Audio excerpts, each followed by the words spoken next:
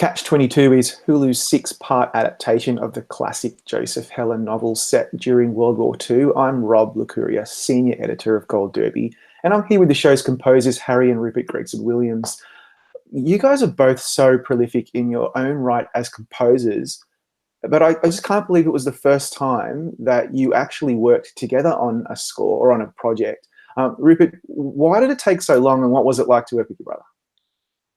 Well, we've both been very busy, and we've talked over the years about working together and finding the right project. And I guess it's taken this long to find the right one where we felt we had the time where we could devote it to working together, really. So it's through being so busy and finding the right project and something that was emotional and both emotional and had a bit of fun to it as well. And it was exciting to work with George together.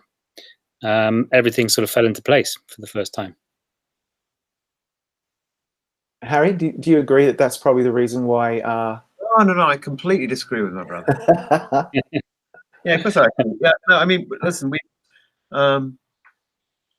you know, sort of wandering along as a film composer is pretty time-consuming and requires a lot of effort. And on the way, I know Rupert's had a couple of collaborations. I've actually spent a lot of the last 25 years doing things with other people.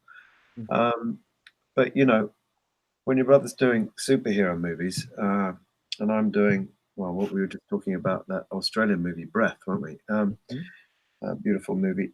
Yeah, we've been doing different things, and then this opportunity came up. It actually came through Rupert, not me. And it does, as he said, it's a good one to do because for two people, because there's more than kind of one aspect to the score. There's the nature of the time period, which is I think it's the early 1940s. Certainly it's during the Second World War.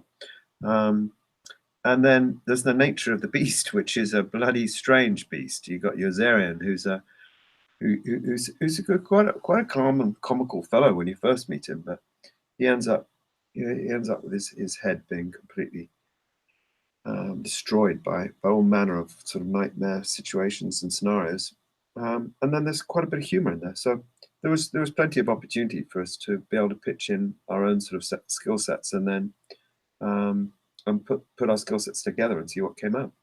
Yeah, that makes a lot of sense to me because the show is tonally quite like diverse. I think that's a good way to put it. It switches back and forth, much like the book does. It switches a lot in terms of tone, and the score's melodies often take a turn into period sounds, as you say, particularly brass, and it's often quite jazzy. But then there's also a lot of that military sound as well that I was expecting and really kind of enjoyed listening to when I listened to it after watching the series. So talk us through, Harry, the balance between the different sounds of the show's score and how challenging it was to incorporate all of them. Well, the first thing that George and Grant were interested in was the kind of inside track on Yozerian and his mindset, which was pretty fragile, as I said. But so the first thing we went after as a composing team was the melody that would be malleable enough, would be kind of elastic enough to be able to give us the ability to score moments of sadness, tragedy, and then be able to perk it up in a kind of jazzy way, in a kind of Glenn Millery way, if you like. And that was a bit challenging. We first one out of the box didn't quite work.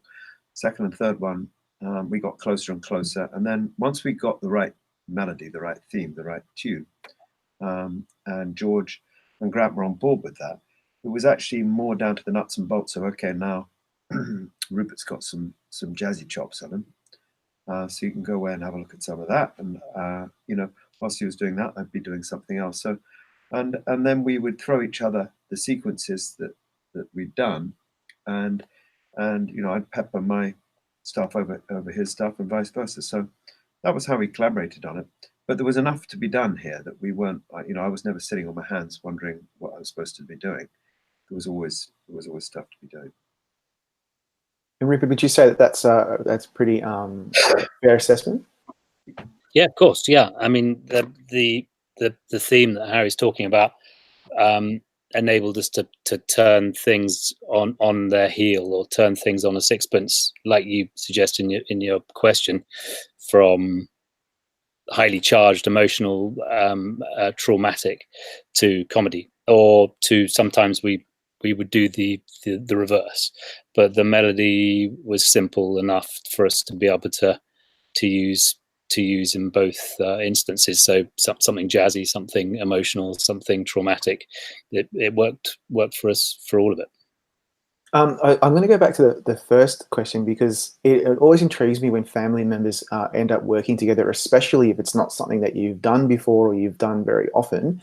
Was it a challenge to be working with your family, that you probably have a shorthand in the way you address or talk to each other, or was it just even more organic and easier to work through this process with someone that you're so close to, Rupert? Honestly, it was actually very organic and easy. I mean, we I guess, in this business, or in any business, but in this particular business, there's no one that could have more empathy of the stresses and strains and what you're trying to achieve than somebody who is another composer, let alone another composer who's your own brother.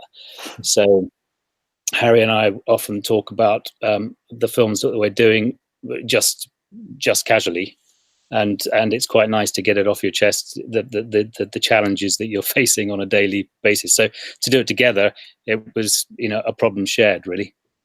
Yeah. Also, I mean, the fact that there was we weren't left alone on a desert island where we probably would have killed each other with palm tree twigs or something, or coconuts. No, the arbiter the arbiters were the directors, and there were two of them. So it's kind of handy that we were double teaming them as they were double teaming us. On the whole, if we would have had to be the arbiters, it would have made it more difficult. And probably just like in any collaboration, when I think back to having collaborated with Trevor Rabin, a lead guitarist from Yes, if we'd have been left together without Jerry Bruckheimer or Tony Scott, I don't know what would have happened. We wouldn't have killed each other, definitely not. Something else would have occurred there. I'm not quite sure. But or the same with Hans Zimmer. Any of these people that we've worked with, whether it's Rupert or not, the final arbiter is the director, and in this case, George is a producer as well. So he was all powerful. You're right. It was interesting working with two of them, wasn't it? I mean, the two of us working with the two of them, they've been a team for years, so it made it interesting in that way. Yeah, and they didn't have disagreements, but they didn't necessarily concur about a cue. I mean, George they would defer to each other also, because they both directed two episodes each. So I think on George's episodes, his opinion went a bit further than Grant's, and vice versa. But also, one of Grant's episodes was definitely the darkest. That was episode 5, where Yazarian really goes into pretty much hell there, from which he never really comes out. And which episode is it? Is in in that beautiful house in Rome? Rube? Is that? That's 5? Yeah, and it is. So it's not a wholly dark episode then, because that's a fun time, isn't it? That's a time when you want the wine to flow, and it is. But then he gets dropped. That's the big contrast, isn't it? So it's the sort of good example of how we can have some fun, but really war is still going on in a crazy way, and it comes back to haunt him. So, yeah. I mean, as I say, there's so many. Tonally, the show, as the book does, that diverges back and forth between the various kind of mindsets that Yo-Yo is in, which brings me to this. The series had a lot to live up to. The novel, as we all know, is highly acclaimed, significant work of American literature. And I mean, I've asked this question of other people who've been involved in the project, but what part does the music play in honouring the book but bringing something new to the story? Was that part of your process? Honouring the book, I don't think we had much to do with that. I mean, to be frank, I know Rupert read the book. I didn't read the book. I knew of the book. And I actually owned the book. So after, well, I think during when we were scoring it, and certainly afterwards, I was curious enough to dip back into the book. But you know, we were given the scripts before we started writing music. We knew what we were up against, and also George was pretty generous with showing us footage, even when he wasn't quite finished with editing each of the episodes. And oftentimes, you find a filmmaker's kind of mean about that stuff and cautious, just like we are. I don't want you to listen to a half-baked composition. I'd rather you listen to the fully fledged, beautifully orchestrated and well-produced version. But on, you know, filmmaking is a collaboration. It's definitely a team sport. It's not like golf or tennis, you know, where it's one man versus the one man or woman versus the world. It's more your soccer, your rugby, or your football. You know, it's a team sport, and that's part of the whole collaborating thing. So I think when we've collaborated on the music, it's not so unusual. You know, you often find a film will have two editors. I usually only have one cinematographer, but there's a bunch of people who are backing up that cinematographer, just as there are a bunch of people who are backing up us as the lead composers. You know, we have assistants and players, amazing players on this occasion. Rupert recorded some really lovely jazz players in London. So a lot goes into this, and I think it's definitely a team sport. I forgot what the bloody question was. It was really balancing the book and the oh yeah, the show. no, we read the scripts, man. I mean, Yeah, it's like I don't know. I remember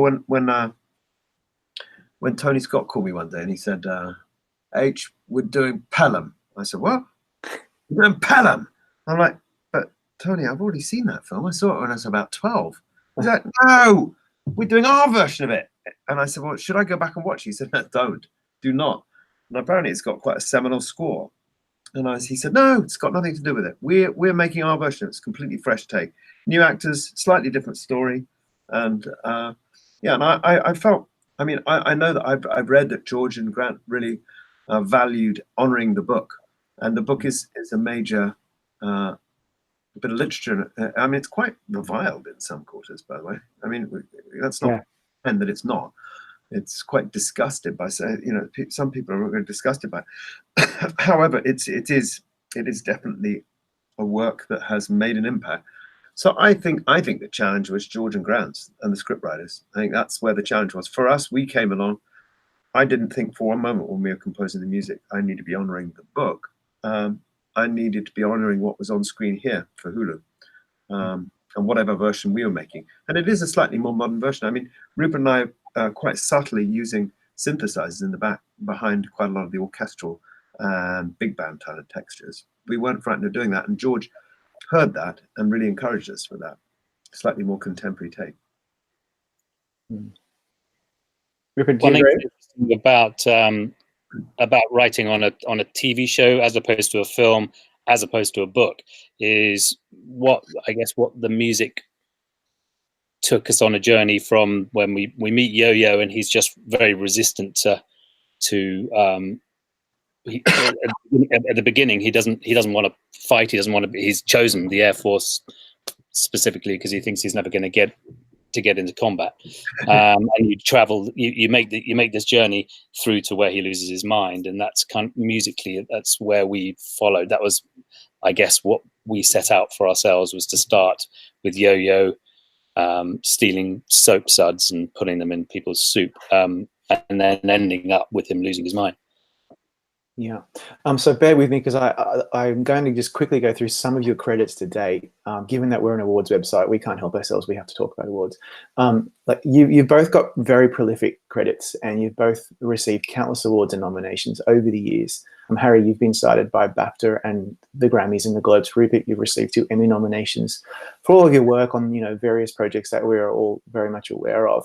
The question is, what do accolades like that mean to you both personally and professionally? Do you care about them at all, or is it just all part of the job?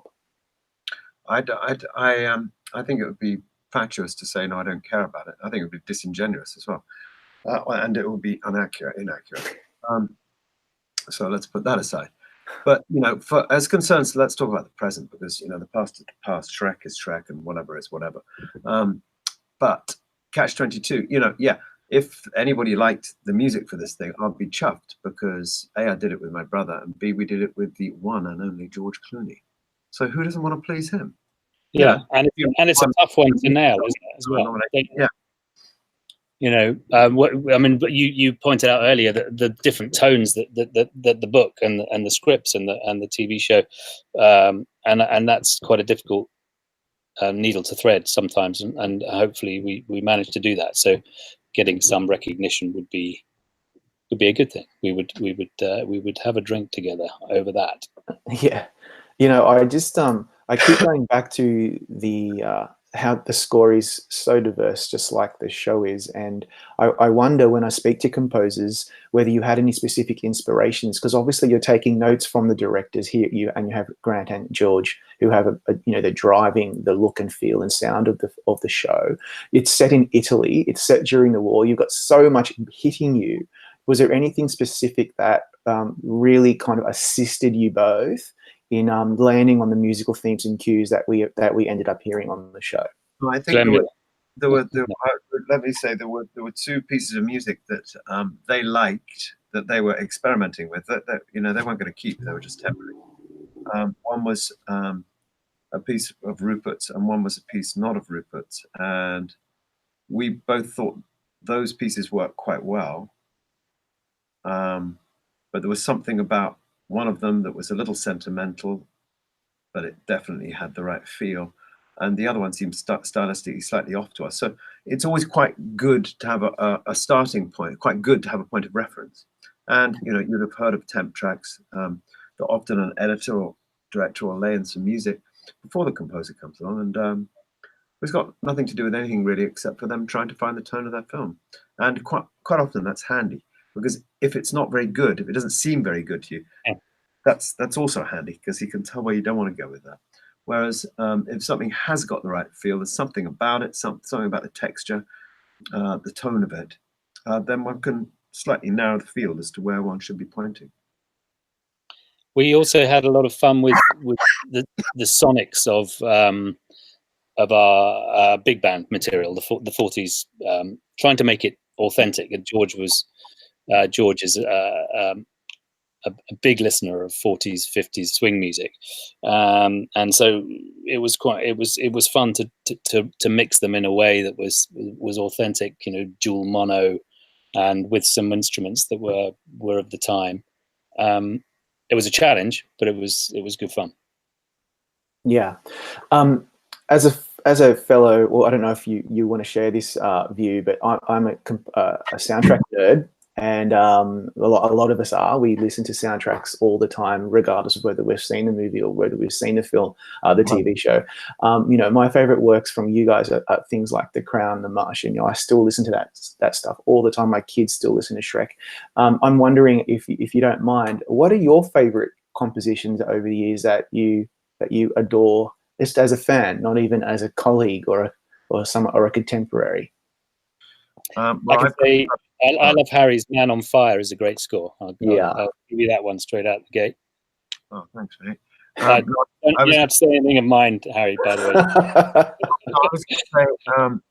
was going to say, actually, the other night I was sitting with another composer, and there was very little wine left in a wine bottle, and we were discussing the same thing. And I thought probably one of the loveliest pieces of music I've heard, I don't know, in the last 20 years, is a little known score by Morricone called Lolita.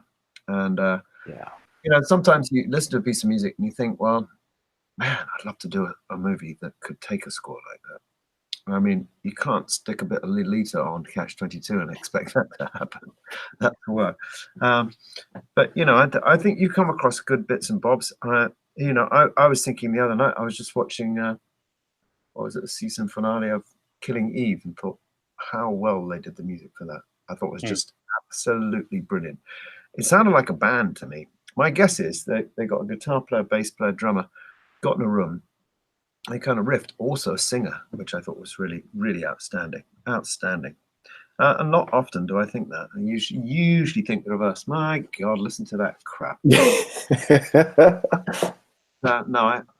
yeah, there you go. There's two. Yeah. The Leap and Killing Eve. It's so funny because I hear about Killing Eve a lot at the moment. It's a lot of composers seem to really respect that work. So there you go. Well, that's very interesting. Look, I think a lot of people are probably really respecting your work on this particular project, and I'll really thank you both for your time, especially given that we're on all corners of the earth. One's in London, one's in LA, and I'm in Australia. So that's insane. But thank you for your time. Really appreciate it. Well, I know who's going snapping later. You down to Bondi Beach? Oh, that would be lovely. But you know, we got to pay the bills. So, but thank you again, and to all Catch-22 fans, go to goldderby.com right now. Make your predictions so you can compete against us know-it-alls. Before you go, click subscribe and watch our great chats with top contenders, just like Harry and Rupert. Thanks again.